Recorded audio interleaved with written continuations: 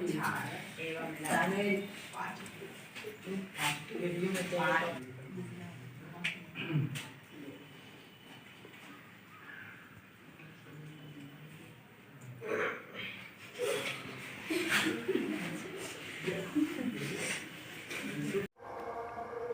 आज हम लोग देखते हैं ट्रायंगल्स, त्रिभुज का कुछ मल्टीपल चॉइस क्वेश्चन। जो मेरे चैनल पर नए हैं, चैनल को सब्सक्राइब कीजिए ताकि आप लोग को एग्जाम से रिलेटेड न्यू वीडियोस मिलते रहें। और आप लोग को एक जानकारी और दे दूं, ट्रायंगल्स का पार्ट 1 अपलोड हो चुका है। उसमें 15 से 20 क्वेश्चन बताए गए हैं वह, और ये आप लोग के लिए पार्ट 2 होगा, क्योंकि पूरा सिलेबस को कवर करने के लिए कम से कम 2-3 वीडियो बनाने ही पड़ते हैं। इसीलिए आप लोग पार्ट 1 पहले जाकर के देखिए, फिर इसको देखिए। देखिए क्वेश्चन नंबर 1 है, त्रिभुज एबीसी में AB एवं AC के मध्य बिंदु D एवं E इस प्रकार है कि D समांतर BC तथा BC बराबर 8 सेंटीमीटर, तब D का मान होगा। देखिए सबसे पहले जो है क्वेश्चन पढ़िए और उससे रिलेटेड जो डायग्राम होता है उसको ड्रॉ कर लीजिए तुरंत। कह रहा है कि त्रिभुज ABC है, तो एक ABC त्रिभुज ड्रॉ कर लेते हैं। ये ABC है, AB एवं AC के मध्य बिंदु D एवं E है। AB का मध्य बिंदु D और AC का मध्य बिंदु E है, और D समांतर BC है। देखिए ये जो है इसके समांतर है, BC के समांतर है। BC बराबर 8 सेंटीमीटर है, BC 8 सेंटीमीटर है, तो D बराबर क्या होगा, ये क्या होगा। देखिए कभी भी किसी भी त्रिभुज में दो भुजा का मध्य बिंदु दिया हो और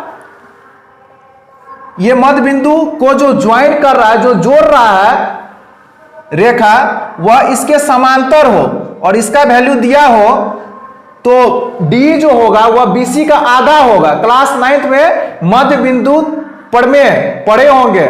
मध्य बिंदु प्रमेय में क्या था कि किसी भी त्रिभुज के दो भुजा के मध्य बिंदु से अगर लाइन ड्रॉ करते हैं और वह तीसरे भुजा के समांतर होती है, तो ये जो है इसके तीसरे भुजा के आधा होता है, आधा। तो 8 है ये, तो ये 4 ना होगा। 8 का आधा क्या होता है, 4 होता है। तो याद रखिए ये 5, 3, 4 ऑप्शन सी सही है। समझ गए। अगर किसी भी त्रिभुज में मध्य बिंदु से लाइन ड्रॉ किया गया और ये इसके समांतर है, तो ये वाला D जो होगा वह BC का क्या हो जाएगा, आधा हो जाएगा। 8 का आधा कितना होता है, 4 होता है, तो 4 हो जाएगा। दो समरूप त्रिभुजों के संगत भुजाओं का अनुपात 4:9 है, तब उसके क्षेत्रफलों का अनुपात होगा। देखिए अभी जो भी क्वेश्चन हम डिस्कस करेंगे ये एग्जाम पॉइंट ऑफ व्यू से काफी इंपॉर्टेंट होगा, क्योंकि ये जो क्वेश्चन अभी बता रहे हैं ये प्रीवियस ईयर में आ चुके हैं, और प्रीवियस ईयर में जो भी क्वेश्चन आया रहता है तो वह आप लोग के लिए काफी ज्यादा इंपॉर्टेंट हो जाता है, क्योंकि आपका बेस इसी पर रहता है। आप इसको पढ़िएगा, इसी तरह का क्वेश्चन आप लोग को आपके एग्जाम पेपर में आएंगे। तो आप लोग इसको अच्छे से रिवाइज कीजिए, बार बार वीडियो को देखिए और शुरू से लास्ट तक वीडियो को देखिए, ताकि आप लोग को एग्जाम से रिलेटेड सारे क्वेश्चन की जानकारी मिल जाए। तो दो समरूप त्रिभुजों के संगत भुजाओं का अनुपात 4:9 है, तब उसके क्षेत्रफलों का अनुपात होगा। देखिए दो समरूप त्रिभुज का भुजा का अनुपात दिया हुआ है और क्षेत्रफल का अनुपात पूछे तो उसका वर्ग कर दीजिए 4/9। तो 4/9 का वर्ग कर दीजिए, वर्ग मतलब ऐसे कर दीजिए, तो 16/81 हो जाएगा।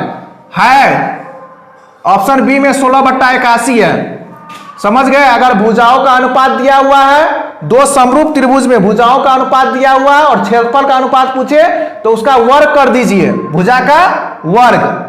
यदि L समांतर M हो, क्वेश्चन नंबर 3 है, यदि L समांतर M हो तो D का मान होगा। देखिए ये इसके समांतर है, तो ये कोण और ये कोण, इस दोनों कोण का योग जो होता है हमेशा 180 डिग्री होता है। तो देखिए 3D + 50, यही सॉल्व कर लेते हैं। 3D + 50 + 2D + 20 बराबर 180 डिग्री हो जाएगा। अब देखिए 50 + 20 70 हो जाएगा। 3 + 2 5D, 5D बराबर 180 या -70, उधर जाएगा तो -70 हो जाएगा, क्योंकि इधर 70 आएगा, उधर जाएगा तो -70। तो 5D बराबर कितना हो गया, 180 में से 70 जाएगा तो 110 ना होगा, तो D बराबर कितना होगा 110/5, 22 डिग्री हो जाएगा। ऑप्शन ए में 22 डिग्री है, ऑप्शन ए सही हो जाएगा। तो क्वेश्चन को पढ़ते जाइए और उसका सॉल्यूशन निकालते जाइए, क्योंकि बोर्ड एग्जाम में समय बहुत ही कम रहता है। 50 क्वेश्चन का जवाब देना है और आपके पास समय मात्र 1.5 घंटा रहेगा। तो आप लोग जल्दी जल्दी सॉल्व कीजिएगा ताकि एग्जाम में एक भी क्वेश्चन ना छूटे। कुछ त्रिभुजों की भुजाएं निम्नलिखित है। कौन सा त्रिभुज समकोण त्रिभुज है? देखिए, समकोण त्रिभुज पता करने का रूल है। पाइथागोरस साहब ने जो है एक रूल दिए थे और उन्होंने बताए थे कि अगर समकोण त्रिभुज होगा तो कर्ण स्क्वायर बराबर लंब स्क्वायर जोड़ आधार स्क्वायर होगा। तो देखिए, कर्ण स्क्वायर, कर्ण सबसे बड़ी भुजा होती है, तो सबसे बड़ा पकड़ लीजिए। देखिए, सबसे बड़ा ये है, 11 का स्क्वायर 121 हो जाएगा। इस दोनों का स्क्वायर करके जोड़ दीजिए, स्क्वायर मतलब वर्ग। इसका स्क्वायर कीजिएगा तो 25, इसका स्क्वायर कीजिएगा तो 64। 25 प्लस 64, 5 4 9, 6 2 8, 89 हो रहा है। तो ये तो नहीं होगा। अब इसका देखिए, इसमें सबसे बड़ी भुजा ये है, इसका स्क्वायर कीजिएगा तो 100 हो जाएगा। 100 का स्क्वायर 100, इस दोनों को जोड़ करके देखिए 36 8 8 64, तो 36 प्लस 64 100 हो रहा है। 36 और 64 को जोड़ करके 100 हो रहा है। तो ये समकोण त्रिभुज है। अगर किसी त्रिभुज का एक भुजा 6 सेंटीमीटर हो, दूसरी भुजा 8 सेंटीमीटर हो और तीसरी भुजा 10 सेंटीमीटर हो, तो वह त्रिभुज समकोण त्रिभुज होगा, क्योंकि ये कर्ण स्क्वायर बराबर लंब स्क्वायर जोड़ आधार स्क्वायर को क्या कर रहा है? सेटिस्फाई कर रहा है। त्रिभुज एबीसी में ए बराबर 30 है, बी बराबर 40 है, सी बराबर 50 है, तो एंगल सी का मान होगा। देखिए, एंगल सी का मान निकालने के लिए सबसे पहले यह साबित करना होगा कि समकोण त्रिभुज है या नहीं है। तो देखिए, ए बराबर कितना है? 30, 30 का स्क्वायर बोलिए 900 हो जाएगा। 40 का स्क्वायर 1600, दोनों को जोड़िए, 50 का स्क्वायर कितना होगा? 2500 होता है। तो देखिए, 1600 और 900 2500 ना होगा, 2500 इधर है। ये तो पता चल गया कि समकोण त्रिभुज है। अब देखिए, समकोण त्रिभुज है तो एंगल सी पूछ दिया, तो एंगल सी कितना डिग्री होगा? 90 डिग्री होगा, क्योंकि एंगल सी सबसे बड़ी भुजा सी है। यहाँ इधर भी सी, इधर भी सी। जब इधर सी है, इधर सी है, तो सी हमेशा किसको बताएगा? 90 डिग्री को बताएगा, समकोण त्रिभुज को बताएगा। तो 90 डिग्री हो जाएगा। पाइथागोरस प्रमेय का संबंध है। पाइथागोरस प्रमेय का संबंध किससे है? समकोण त्रिभुज से, समरूप त्रिभुज से, समचतुर्भुज से कोई नहीं। तो पाइथागोरस का संबंध जो है समकोण त्रिभुज से है, क्योंकि समकोण त्रिभुज को लेकर के ही उन्होंने दिया था अपना नियम, लंब स्क्वायर बराबर कर्ण स्क्वायर बराबर लंब स्क्वायर जोड़ आधार स्क्वायर। याद रख लीजिए, लिख देते हैं यहां H square equal to P square plus B square. ये कौन दिए थे? पाइथागोरस साहब ने दिए थे, पाइथागोरस। और ये समकोण त्रिभुज पर ही अप्लाई होता है, समकोण त्रिभुज पर ही लागू होता है।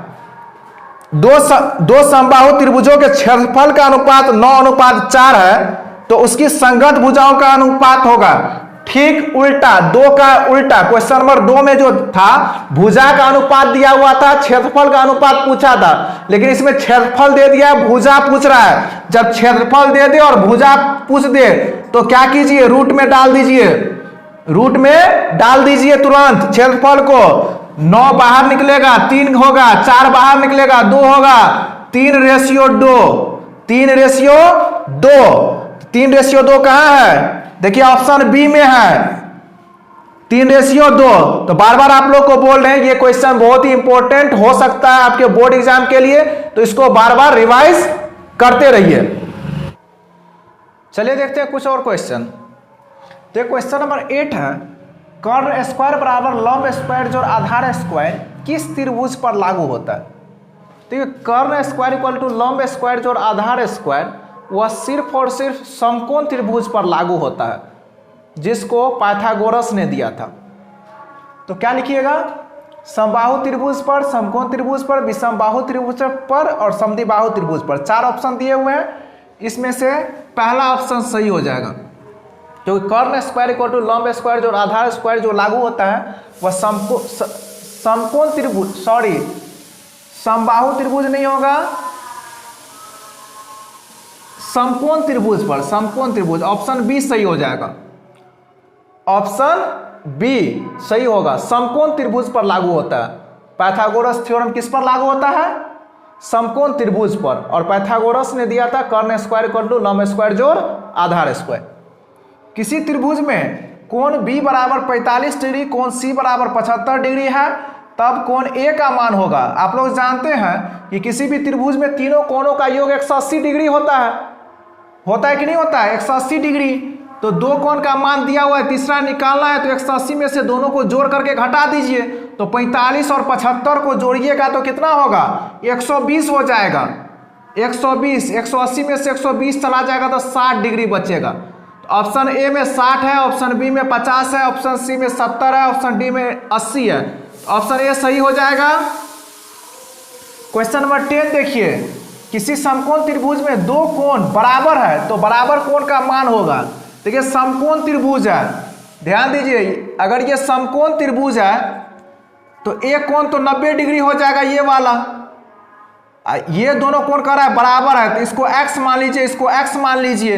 अगर ये 90 है तो 90 प्लस x बराबर 180 डिग्री हो जाएगा, क्योंकि तीनों कोणों का योग, त्रिभुज के तीनों कोणों का योग 180 डिग्री होता है। तो 2x बराबर 180 में से 90 घट जाएगा, इधर जाएगा तो x बराबर 90/2, तो 45 डिग्री। ये भी 45 हो जाएगा, ये भी 45 हो जाएगा।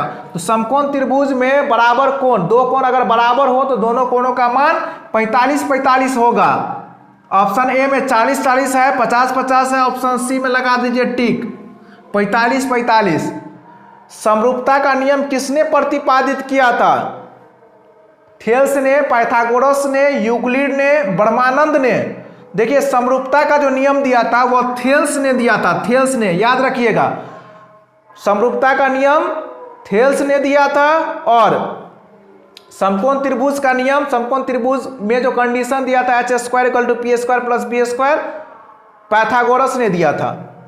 त्रिभुज ABC में AB और AC का कोई बिंदु क्रमशः D और E तथा D समांतर BC है, तब हम लिख सकते हैं। देखिए एक त्रिभुज है, ध्यान दीजिए, एक त्रिभुज ABC है, त्रिभुज ABC में AB और AC पर कोई बिंदु D और E है। देखिए D और E है AB और AC पर, तथा D समांतर BC है, D जो है वह समांतर है BC का। तब हम लिख सकते हैं, क्या लिख सकते हैं? पहला है AD/DB बराबर AE/EC, AD/DB बराबर AE/EC जरूर लिख सकते हैं। थेल्स ने यही कहा था, थेल्स साहब ने यही बताए थे कि अगर कोई भी त्रिभुज है, कोई भी त्रिभुज है ABC और D और E, किसी भी दो भुजा पर दो बिंदु है और D अगर BC के समांतर है, तो आप लिख सकते हैं AD/DB बराबर AE/EC। ये सही है। दूसरा देखिए, इसको भी चेक कर लेते हैं, AD/AB बराबर AE/AC। AD यहां से यहां तक, AD यहां से यहां तक, और AB, AD/AB मतलब यहां से यहां तक और पूरा।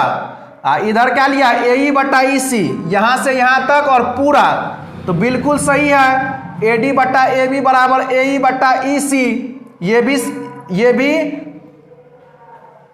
लागू होता है। थेल्स थ्योरम जो है ये भी कहता है कि AD/AB बराबर AE/EC भी होगा।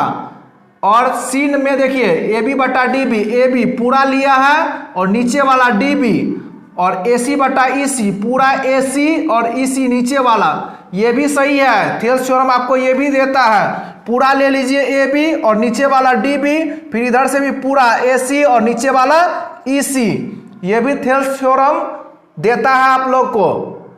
तो ABC तीनों सही है, तो तीनों सही मतलब क्या, सभी। ऑप्शन डी में टिक लगा लीजिएगा अगर तीनों सही हो जाएगा।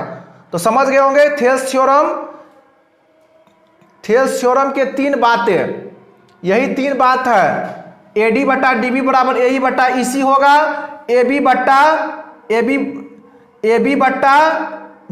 = AC/EC होगा जो ऑप्शन सी में है, और ये AD/AB बराबर AE/EC होगा। तो आप ये तीन कंडीशन को याद रखिएगा।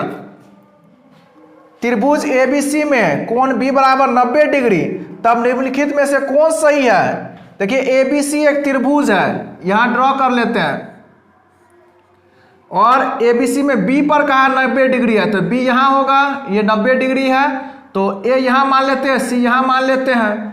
तो सही कौन है? A C square equal to A B square जोड़ B C square, A C square equal to A B square जोड़ बी सी स्क्वायर, बिल्कुल सही है। कर्ण स्क्वायर बराबर लंब स्क्वायर जोड़ आधार स्क्वायर, बिल्कुल सही है ऑप्शन ए। इसको भी देख लेते हैं, A B square equal to A C square plus B C square, A B square equal to A C square plus B C square, बिल्कुल नहीं होगा। A C square minus B C square रहता तो हो जाता। B C square equal to A B square plus A C square, बिल्कुल नहीं होगा। B C square equal to A C square minus A B square रहता तो हो जाता।